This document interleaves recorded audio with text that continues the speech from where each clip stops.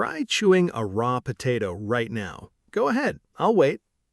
Didn't actually do it? Smart, because here's what would happen. Your jaw would be working overtime, your stomach would barely absorb any of the nutrients, and you'd still be hungry an hour later despite eating an entire meal. Now imagine doing that for every single meal, every single day for your entire life. No exceptions, no takeout, no cheat days. That was reality for millions of years. And then something happened that didn't just change what humans ate, it physically rewired the human brain into the version that's reading these words right now. The question is, how did eating something burnt by accident turn into the reason you can do math, write poetry, and binge-watch documentaries about cavemen? Stick around, because this story is weirder than you think. Let's set the scene. You're a human, roughly 2 million years ago. No grocery store, no fridge, no spice rack. Just you, the wilderness, and a body that needs an enormous amount of fuel just to keep functioning. Your daily routine looks like this. Wake up, immediately start searching for food, spend hours chewing through whatever you find, tough roots, fibrous plants, the occasional scrap of meat if you can fight off a hyena for it, and then do it all again tomorrow. Scientists estimate early humans may have spent over half of their waking hours just chewing. Half your day chewing. Picture trying to have a conversation, build a tool, or raise a child while your jaw is working non-stop like a human-powered blender. There was barely time for anything else because food, raw, tough, low-energy food, was incredibly inefficient. And here's the problem nobody talks about. Raw food doesn't just take longer to chew, it takes way more energy to digest. Your gut has to work overtime breaking down plant cell walls and tough proteins, burning calories just to extract calories. It's like spending $10 on gas to drive to a job that only pays you $8. You're working harder for less, every single day, forever. So how do you escape that trap? The answer wasn't planning. It wasn't genius. It was almost certainly an accident involving the one thing every early human was terrified of: fire. For a long time, fire wasn't a tool. It was a threat. Lightning struck, forests burned, animals fled. Early humans didn't sit around campfires roasting marshmallows. They ran from walls of flame trying not to die. Fire meant danger, not dinner. But wildfires leave something behind once they pass: scorched ground, smoke, and occasionally the charred remains of animals that didn't escape in time. And at some point, some very hungry, very brave, or very desperate human wandered through the wreckage and found a piece of meat that had been sitting in the heat, and instead of walking past it, they picked it up and ate it. Here's the part that should stop you in your tracks. It probably tasted better. It was definitely easier to chew, and without realizing it, that one decision was the first tiny domino in a chain reaction that would eventually produce smartphones, skyscrapers, and Sunday roast dinners. But this wasn't even the biggest discovery. Because tasting good is one thing, what actually happened inside the body after eating cooked food is where things get genuinely wild. When you heat food, it transforms. Heat breaks down tough plant fibers, unwinds proteins, and makes nutrients dramatically easier to absorb. Your gut doesn't have to work nearly as hard, which means more of those calories, the ones that used to get burned just trying to digest raw food, are suddenly free. Extra energy, sitting there, unused. Think of your body like a smartphone. Raw food is like running 15 apps in the background, draining your battery before you've even opened the one you wanted. Cooked food closes all those background apps. Suddenly, you've got battery to spare. And your body, ever the opportunist, had to decide what to spend that surplus energy on. It chose your brain. And here's the part nobody talks about. Your brain is ridiculously expensive to run. Even right now, sitting still, doing nothing strenuous, your brain is burning through roughly 20% of your body's total energy. 20% for an organ that's maybe 2% of your body weight. No raw food-eating animal could ever afford that. The math doesn't work. You'd starve before your big, complicated brain ever paid for itself.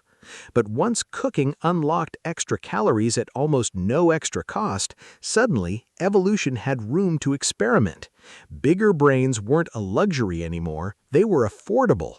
And over hundreds of thousands of years, human brains didn't just grow, they exploded in size and complexity, while something else, quietly, almost without anyone noticing, started shrinking. Your gut. Compared to other primates our size, human intestines are unusually small. Scientists believe this isn't a coincidence, it's a trade. We swapped a massive, energy-hungry digestive system for a massive, energy-hungry brain. Same energy budget, completely different investment. You are quite literally walking proof of a really good trade.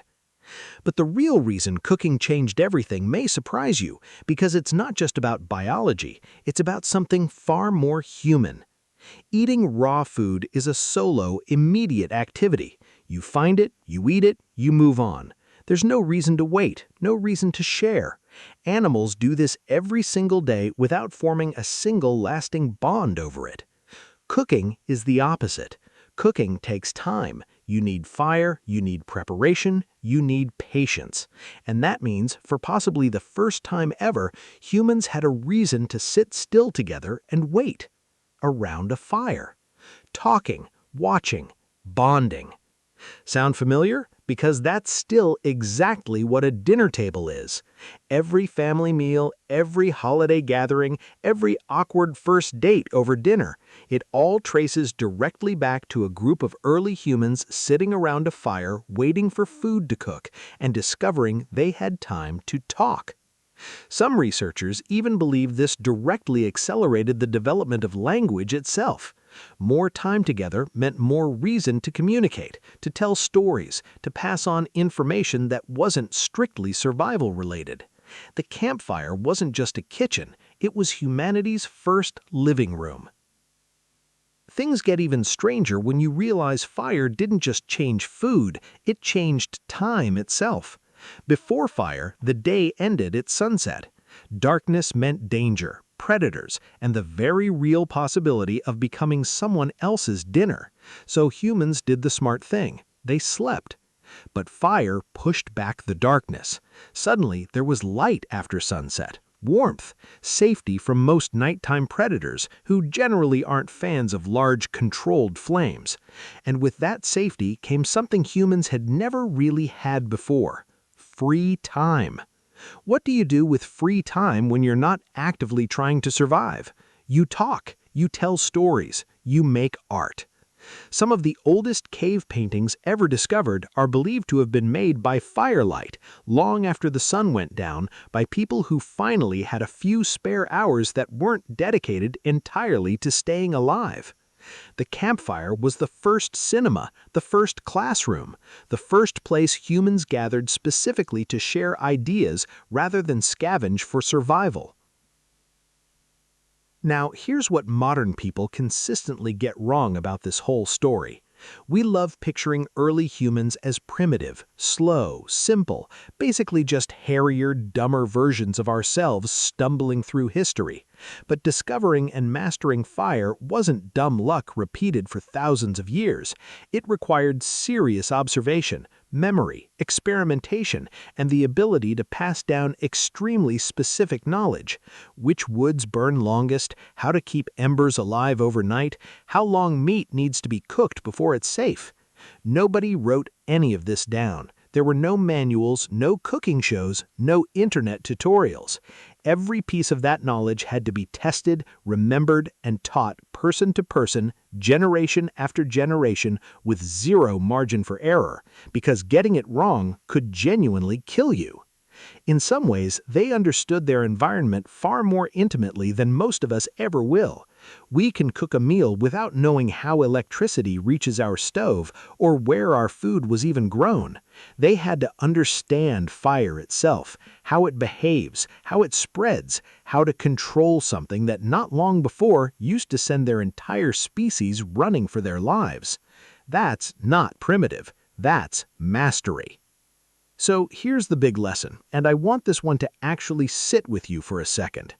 Every part of what makes you, you, right now, your ability to read this sentence, follow a complex idea, plan for next week, fall in love, write a song, build a business, exists because millions of years ago, eating food transformed by heat freed up just enough energy for your brain to grow into something extraordinary. You didn't get a big brain because evolution decided humans deserved to be smart. You got it because a really good energy trade became possible, and your ancestors happened to stumble into it. We didn't just learn to cook our food. In a very real, very literal sense, cooking is what cooked us into existence. So the next time you sit down for a meal, whether it's a 5-course dinner or a sad bowl of cereal at midnight, remember what you're actually doing. You're not just eating. You're continuing a ritual that built your brain, shaped your family dinners, sparked your language, and gave your ancestors the spare time to become the most relentlessly curious species this planet has ever produced.